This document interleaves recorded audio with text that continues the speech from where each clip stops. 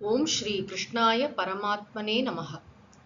व्यामिश्रेणेव वाक्येन बुद्धिं मोहयसीव मे तदेकं वद निश्चित्य येन श्रेयोऽहमाप्नुयाम्।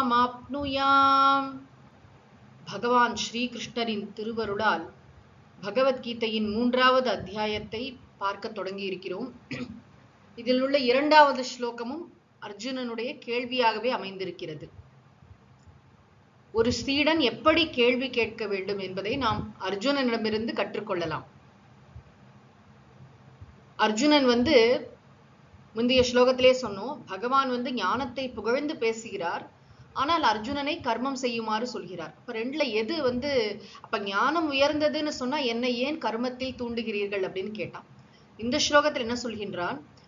வியாமிஸ்ரேண இவ, அதாவது குழப்புவது போன்ற வாக்கியேன, உங்களுடைய வாக்கியத்தால், மே புத்திம், என்னுடைய அறிவானது, என்னுடைய புத்தியானது, மோகயசி இவ, அது குழப்பம் அடைவது போல இருக்கிறது. உங்களுடைய முரண்படுகின்ற இந்த சொற்றொடரால், நீங்க பேசுறது எனக்கு முரண்பாடு இருக்கிற மாதிரி தோன்றதுனால எனக்கு குழப்பம் அடையிறது போல இருக்கு. அந்த இவ அப்படிங்கிற வார்த்தை ரொம்ப முக்கியம். என்ன நீங்க குழப்பறீங்க அப்படின்னு சொல்லல, நீ சொல்றது ஒத்துக்க முடியாது அப்படின்னு சொல்லல, ஸ்ரத்தை குறைபாடு இதில் தெரியவில்லை. நீங்க தெளிவாதான் சொல்றீங்க, எனக்கு புரிந்து கொள்வதில் சிரமம் இருக்கிறது, அதனால கேட்கிறேன். எப்படி கேட்க வேண்டும்? அந்த சுஷ்ரூஷான்னு சொல்றோம் இல்லையா, ஸ்ரோத்தும் இச்சா, அது எப்படி கேட்கணும். நிறைய நேரம் பார்த்தா நம்முடைய புத்தியில குறைபாடு இருக்கும். சொல்றவங்க தெளிவாதான் சொல்லிட்டு இருப்பாங்க, ஆனா நம்ம புத்தியில ஏகப்பட்ட அழுக்குகள் குழப்பங்கள் இருக்கிறதுனால விஷயத்தை நம்மால தெளிவா கிரகிச்சுக்க முடியாது. ஆனா என்ன செய்வோம், நம்ம அகங்காரத்தினால நீங்க சரியா சொல்லல, அப்படி அல்ல. இங்க எப்படி கேட்கிறோம் அப்படின்னா, ஏன்னா எத்தனை வாட்டி கேட்டாலும் நம்முடைய குருமார்கள்லாம் ரொம்ப கருணையோட நமக்கு கற்றுத் தருவதற்கு தயாராக இருக்கிறார்கள். சீடனும் நம்முடைய புத்தியில இருக்கிற ஒரு வரையறைகளை புரிந்து கொண்டு, நீங்கள் சொல்கின்ற விஷயம் முரண்படுவது போல தெரிகிறது, அதனால் எனக்கு குழப்பம் ஏற்படுவது போல இருக்கிறது. அர்ஜுனன் அவ்வளவு அழகா சொல்றான். தத் ஏக்கம் நிச்சித்ய வத, ஏதாவது ஒன்று உறுதியா சொல்லுங்க, ஞானமா கர்மமா.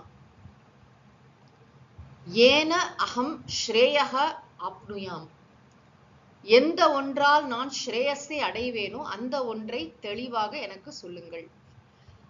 இந்த ஸ்ரேயஸ் அப்படிங்கறத முன்னாடியே நம்ம பார்த்தோம். 2வது அத்தியாயத்திலுமே எது எனக்கு ஸ்ரேயஸோ அதை எனக்கு உபதேசியுங்கள் அப்படின்னு அர்ஜுனன் கேட்டான். ஸ்ரேயஸ்ன்னு சொன்னா எது நன்மை, எது மேலான இன்பத்தையும் அமைதியையும் நமக்கு ஆக்கி தருமோ அதுக்கு ஸ்ரேயஸ் என்று பெயர். ஸ்ரேயஸ் பிரேயஸ் என்ற வார்த்தைகள் சாஸ்திரங்கள்ல காணப்படும். பிரேயஸ் என்று சொன்னால் உலக இன்பங்கள், நமக்கு பொதுவா பிடிச்சதெல்லாம் பிரேயஸ், பிடிச்சதல்ல. இங்க அர்ஜுனன் கேட்பது, எனக்கு உண்மையிலே எது நன்மை, எது ஹிதம், எது எனக்கு உண்மையிலேயே நன்மையை தரக்கூடியதோ, எது மேலான இன்பத்தை தரக்கூடியதோ, எது எனக்கு அமைதியான ஆனந்தத்தை தருமோ அதுக்குதான் ஸ்ரேயஸ்ன்னு பேரு. எனக்கு எது ஸ்ரேயஸோ அதை கற்றுத்தாருங்கள், அதை எனக்கு உறுதியாக சொல்லுங்கள். ததேகம் நிச்சித்ய வத, ஏன்னா ரெண்டையும் செய்ய முடியாது, கர்மமா ஞானமா, நான் கடைபிடிக்க வேண்டிய பாதை எது அப்படிங்கறத தெளிவாக எனக்கு சொல்லுங்கள் அப்படின்னு அர்ஜுனன் ஒரு தெளிவு பெரும் பொருட்டு கேட்கிறான். ஏன்னா அர்ஜுனன் எந்த மனநிலையில கேட்கிறான்ங்கிறதையும் நம்ம புரிஞ்சுக்கணும். அவன் ஆல்ரெடி ரொம்ப குழப்பத்துல இருக்கான். இந்த சோகம் மோகம் இதெல்லாம் அவனுடைய மனசுல ஆட்கொண்டிருக்கின்றன. அதுக்கு நடுவுல அவன் கேட்டுட்டு இருக்கான். அப்படின்னும் போது பகவான் உபதேசித்த விஷயங்களுக்கு மேல அவனுக்கு தெளிவு தேவைப்படுகிறது. நமக்கும் பகவான் அர்ஜுனனை நிமித்தமாக வைத்துக்கொண்டு பல விஷயங்களை உபதேசிக்க வேண்டியிருக்கிறது. அதனால் இந்த கேள்வி இங்கு எழுந்துள்ளது. ஆக எனக்கு எது ஸ்ரேயஸ் அதை எனக்கு சொல்லுங்கள் அப்படின்னு கேட்கிறான். கேட்கறதுல கூட என்ன ஒரு பணிவும் ஒரு ஹானஸ்டியும் இருக்கணும் இல்லையா? எனக்கு எது நல்லதோ அதை சொல்லி கொடுங்கள் அப்படின்னு சொல்றதுக்கு ஒரு அகங்காரம் இல்லாதவங்களாலதான் அப்படி போய் சொல்ல முடியும். எனக்கெல்லாம் தெரியும் அப்படிங்கிற எண்ணம் இல்லாம, எனக்கு எது நல்லதோ அது என்னை விட என்னுடைய குருநாதருக்கு தெரியும், அவர் சொல்லட்டும், நான் எந்த பாதையை தேர்ந்தெடுக்க வேண்டும் என்பதை அவர் கூறட்டும் அப்படிங்கிற ஒரு ஆட்டிடியூட் அர்ஜுனனிடம் நாம் பார்க்கிறோம். தொடர்ந்து பகவான் உபதேசிக்க தொடங்க போகிறார். அதை நாம் அடுத்த ஸ்லோகத்தில் காண்போம்.